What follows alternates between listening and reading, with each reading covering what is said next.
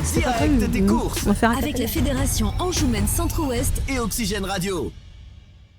Retour ici sur l'hippodrome du Mans avec notre gagnant Paul Ploquin. Nous avons également Adrienne Bureau, présidente du groupe Romée, et également Christian Bazir, président de l'association des courses. On va tout d'abord faire les résultats de la dernière course. Là, c'était le prix des établissements Romée, une course remportée par le numéro 9, Elia de Fromentin. C'était la note dernièrement, et là, elle s'illustre de belle manière devant le numéro 10, Enzo de Carcy, 3e le numéro 7, Houston de Cuigny, 4e le numéro 16, Ortino, 5e le numéro 8, 6e Las Unique et 7e le numéro 14, Fergie Island. Merci Anthony, on a le plaisir de retrouver Paul Ploquin. Vous avez encore fait une très belle victoire, ça s'est joué à peu ? Ça s'est bien déroulé, j'ai pu me mettre dans la corde dès en partant, des bons dos. Et j'ai pu ressortir à mes virages une fois que le cheval à côté de moi était fatigué. J'ai pu me décaler pour y aller. Elle s'est envolée pour finir. Elle s'est promenée. Ouais, elle gagne vraiment bien. Belle victoire également tout à l'heure avec Crooklover. Ouais, lui il s'est montré très froid. Je savais pas trop où j'allais, mais il m'a emmené au poteau vraiment bien quand même. Paul, c'est la forme. C'est votre 131e victoire cette année. 68 l'an passé. Vous avez littéralement explosé les chiffres cette saison. Voilà, ouais, c'était une grande année. L'année dernière, j'avais eu un petit pépin. Revenu plus fort. Cette année, il m'est rien arrivé. Bon, c'est tant mieux, mais ouais, c'est une grande année.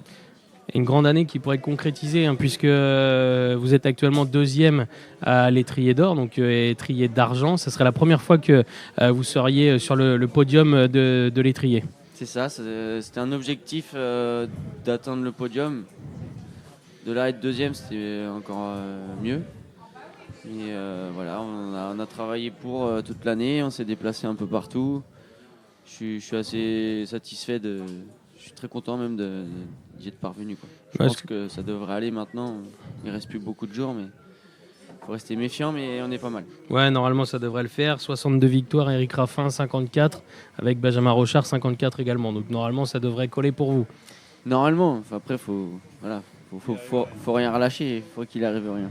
Est-ce que vous avez une préférence désormais entre le trot attelé et le trot monté ? Est-ce qu'on vous voit de plus en plus au trot attelé également ? Oui, après j'ai eu la chance d'être associé avec de très bons chevaux, donc ça m'a mis en avant, même dans les belles courses, mais moi ma discipline restera toujours le trot monté. Tant que je pourrai le faire, je le ferai à fond. D'ailleurs, on a vu du grand Paul Ploquin hier, notamment avec Jésabel B. Une victoire qui a une saveur également particulière, puisque c'était un groupe de potes. C'est ça, Mike Iso, l'entraîneur, Jean-Philippe Iso, son père propriétaire.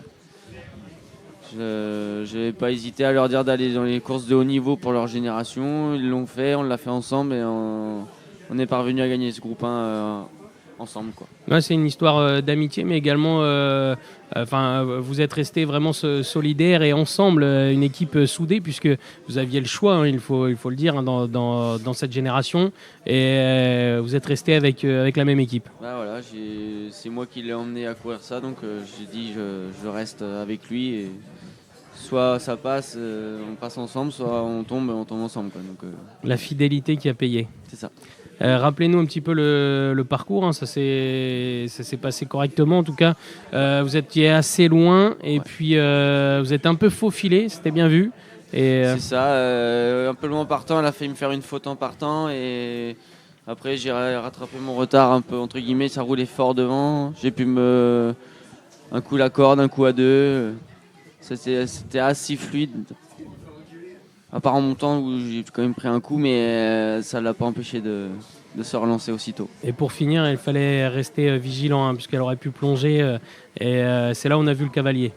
Elle a failli se tromper, elle allait tellement vite. Et je sentais que j'allais très vite. Et peut-être que inconsciemment, je me suis dit, tiens-la quand même, parce que ça va vite. Et elle a failli faire la faute, mais elle s'est rattrapée, parce que elle est bonne.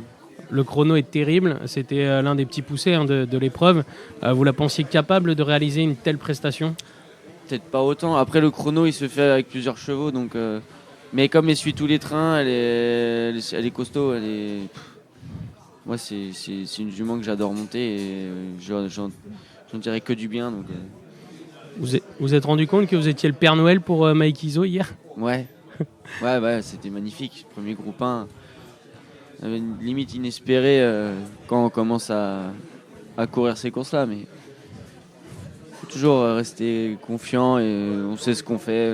Voilà. Paul, il est jeune, mais il a déjà remporté 11 groupes 1. Hein, c'est quand même à signaler. Vous vous rendez compte de votre palmarès déjà ?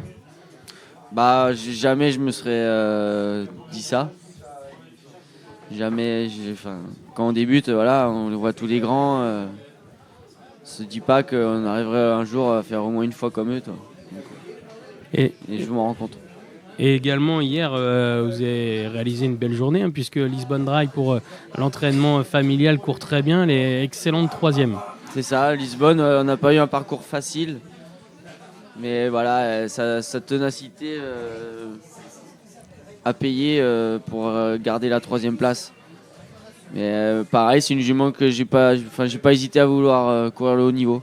Parce que je pensais qu'elle était capable, donc elle le fait bien. Je suis très, très satisfait de sa course hier. Quelle va être la suite pour elle ? Je sais pas du tout, parce que je ne sais pas comment elle est repartie chez mon père à la campagne. Moi, je suis resté à Grosbois. Je n'ai pas eu de nouvelles ce matin. J'attends de voir comment elle récupère. C'est quand même des grosses courses. Elle est assez fragile, donc faut viser juste. Et Kelly de Banville, qu'est-ce que vous en avez pensé ? Kelly, elle fait sa course, elle bat son record. On ne peut pas lui demander l'impossible. Elle démarre pas très vite, on se retrouve loin. J'ai tenté de passer la favorite King Game qui pour moi était sur ses fins alors que pas du tout. Et je me suis un peu cassé les dents sur elle dans tout le dernier tournant, c'est écœurant. Elle est 4e quand même, mais voilà. Après coup, j'ai regretté. Fallait pas que je monte pour gagner, il fallait que je monte pour être 3e. Comme à chaque fois avec elle d'ailleurs. C'est ça, mais comme j'avais entre guillemets rien fait de la route, je me suis dit je peux faire moins de 500, mais non, c'était trop dur hier. Et je peux pas vous laisser repartir sans parler d'Idéal Duchesne.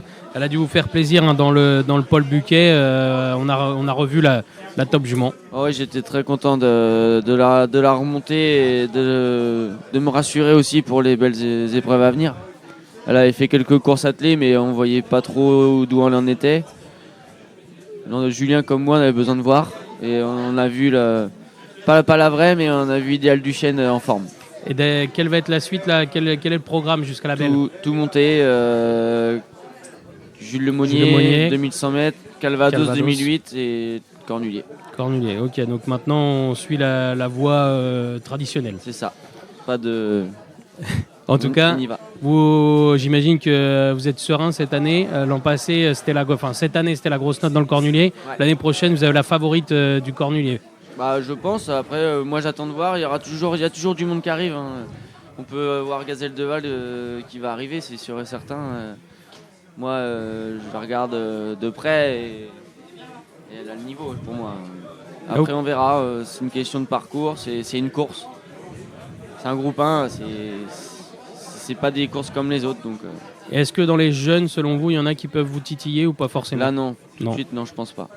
Donc, vous serez serein ouais. Je veux pas dire que c'est une course à 2, mais comme ça, tout de suite, un peu.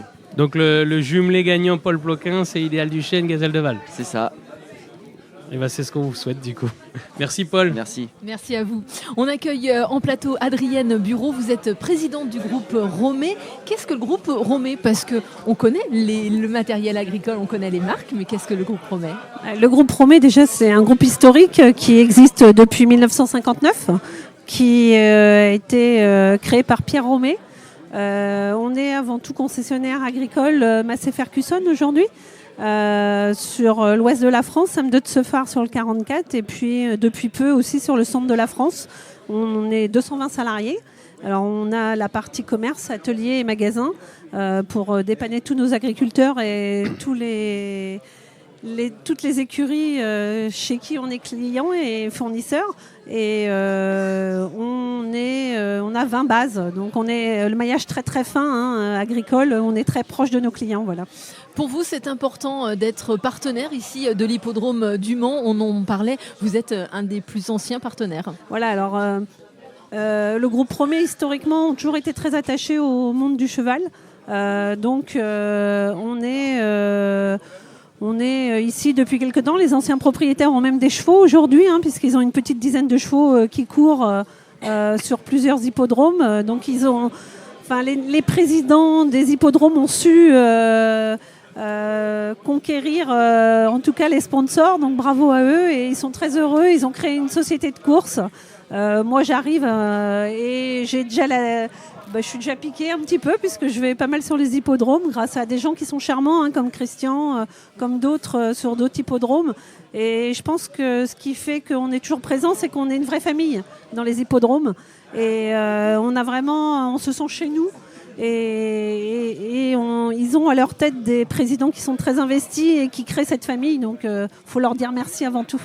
Merci à vous en tout cas de votre présence ici sur le podium d'Oxygène Radio et des beaux partenariats que vous faites justement avec ces hippodromes parce que grâce à vous aussi, ça permet de mettre un impact supplémentaire sur ce monde du cheval. Alors merci à vous. Merci beaucoup. Je voulais dire en même temps merci à la Maison Romé qui nous est d'une fidélité et vraiment ça fait plaisir parce que c'est des gens du terrain, c'est des gens de l'agricole, des gens qui nous touchent la terre de près et on se comprend très bien. Merci à vous. Alors nous avons maintenant un invité surprise. Charles Dreux, qui a gagné tout à l'heure. Merci Charles de votre présence. Bonjour Charles. Bonjour. Félicitations pour la victoire tout à l'heure avec Calamity de Chenu qui gagne bien, qui renoue avec le succès. Ça doit vous faire plaisir, j'imagine. Oui, exactement. C'est une jument qui a toujours été estimée, qui a figuré à Vincennes l'hiver dernier.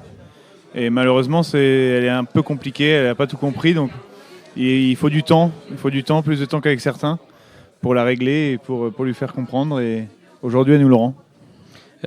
C'est votre 34e victoire de l'année en tant qu'entraîneur.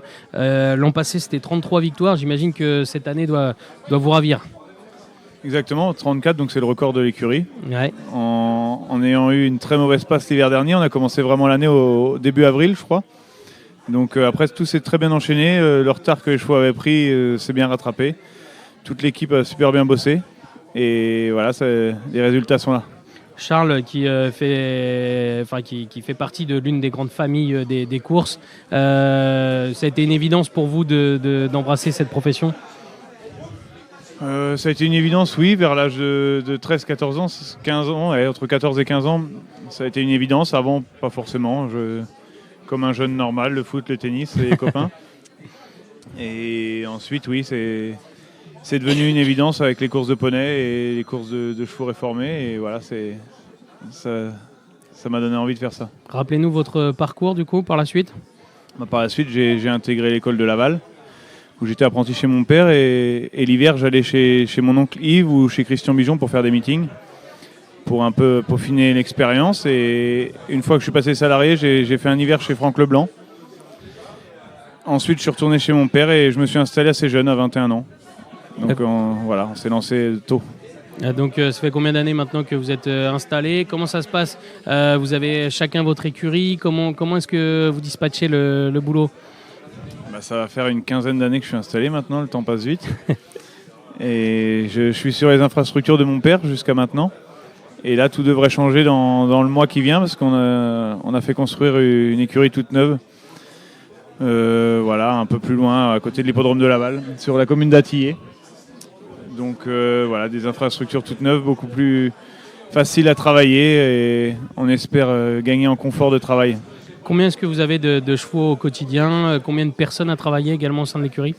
Alors j'ai 4 collaborateurs, plus un apprenti. Et au niveau des chevaux, on tourne entre 40 et 50 chevaux avec les poulains. Est-ce que le fait de changer d'établissement, vous allez avoir comme volonté d'augmenter l'effectif ou pas forcément ? De toute façon, oui, ça se fait naturellement. Les box sont toujours pleins. Plus on a de box, plus c'est plein. Donc il y a de plus en plus de demandes. Ça se passe bien en ce moment. Donc grossir, oui, mais raisonnablement. Si c'est pour avoir des bons chevaux en plus, oui. Si c'est grossir pour grossir, non, c'est pas intéressant. Et d'ailleurs, vos résultats appellent les propriétaires, puisqu'on a l'impression que vous avez de plus en plus de propriétaires au sein de l'écurie, de grands propriétaires même. Oui, c'est beaucoup de mon entourage qui est là depuis le début, mais qui ont investi plus. Donc, comme la Kazakh Horse Avenir avec Alex Desbois, qui est à l'initiative de ça, qui a fait une écurie de groupe avec 3 autres personnes ou 4 autres personnes. Et je les remercie, ils investissent et voilà, oui, c'est vrai que ça attire les propriétaires, ça donne envie aussi aux gens qui sont autour de nous d'investir.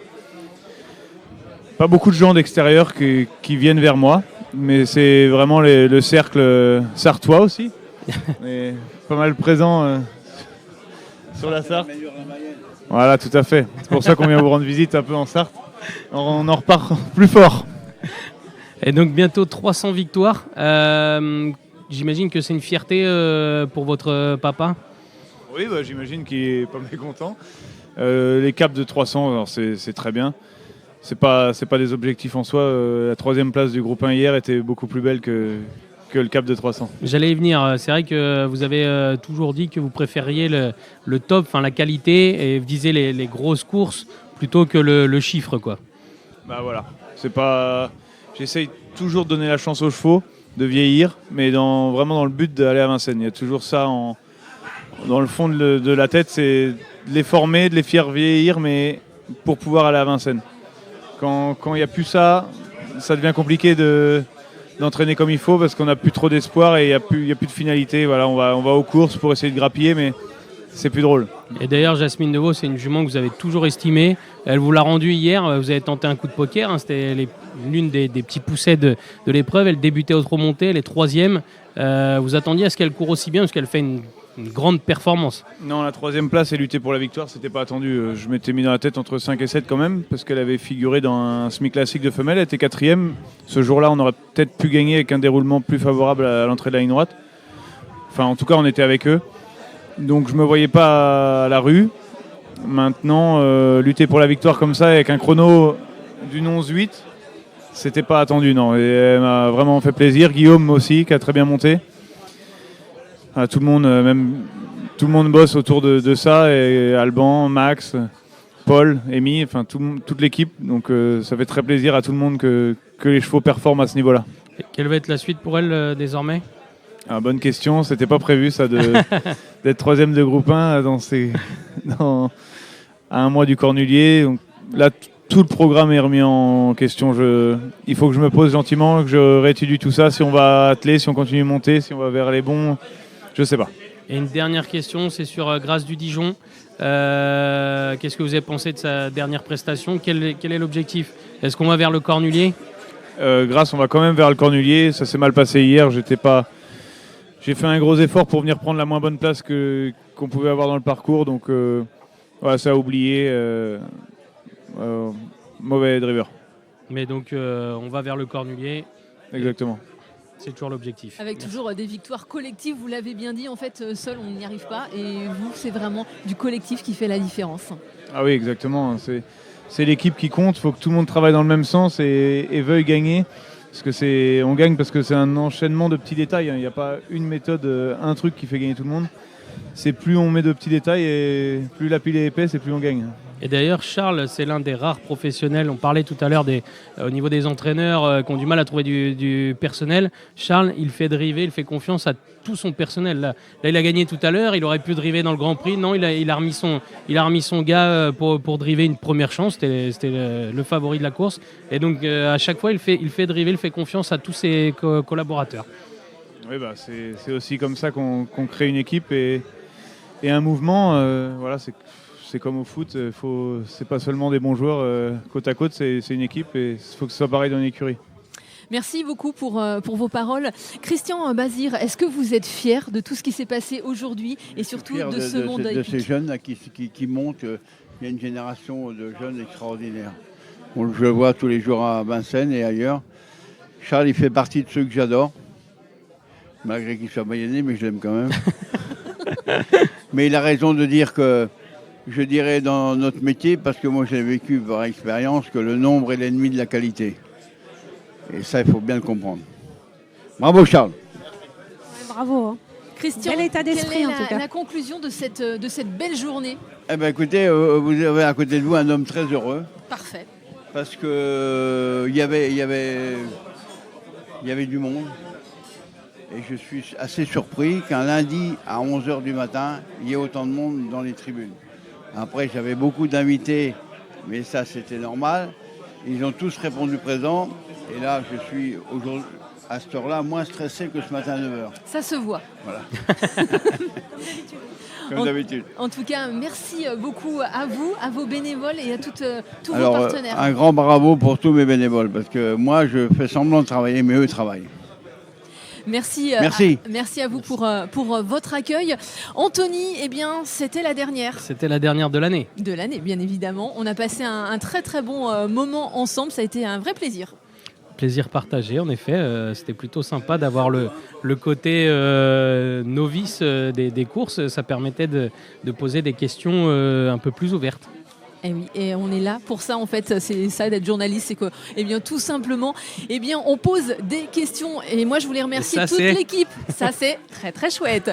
Bon, vous l'avez compris, on s'amuse aussi en plateau, en dehors, mais également sur les plateaux en direct. Un grand merci à toute l'équipe qui nous a accompagnés tout au long de cette année. On fait un coucou à Emma, on fait un coucou à Clément, on fait un coucou à Nicolas, Tout le monde. à tout le monde, parce qu'en fait, nous aussi, Oxygène Radio, c'est une vraie équipe. Une On famille. est tous là ensemble, une vraie famille. Ça, on peut pas tout dire. Allez, on vous souhaite une très très belle soirée. Prenez soin de vous et on se rejoint très très prochainement pour la suite de ces plateaux. Et un grand merci également à la Fédération hippique. Belle soirée à vous. Ciao.